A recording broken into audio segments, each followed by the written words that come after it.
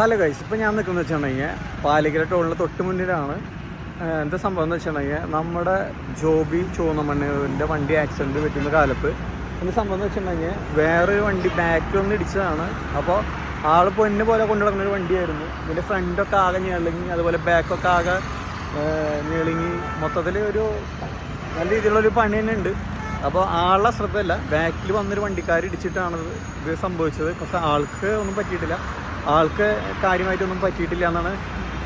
അതുകൂടാണ്ട് നമ്മുടെ ഈ ബാക്കിൽ വന്ന് ഇടിച്ച വണ്ടിക്കാർ 2-3 ദിവസമായിട്ട് ഉറങ്ങിയിട്ടില്ല. അപ്പോൾ ഇങ്ങനെയുള്ള അശ്രദ്ധമായുള്ള രീതിയിലുള്ള വണ്ടി ഓടിക്കുമ്പോൾ മറ്റുള്ളവർക്കാണ് കൂടുതൽ അപകടങ്ങൾ കാര്യങ്ങളൊക്കെ വരുന്നത്. അപ്പോൾ എല്ലാവരും ശ്രദ്ധിച്ച് വണ്ടി ഓടിക്കുക. നമുക്കിപ്പോൾ കണ്ടിന്യൂസ് ആയിട്ട് വണ്ടി ഓടിച്ചുകൊണ്ടിരിക്കുന്ന ആൾക്കാരൊക്കെ ഒന്ന് റെസ്റ്റ് ചെയ്ത് ഒന്ന് നല്ല രീതിയിലുള്ള വണ്ടി ഓടിക്കാനൊക്കെ ശ്രമിക്കാം.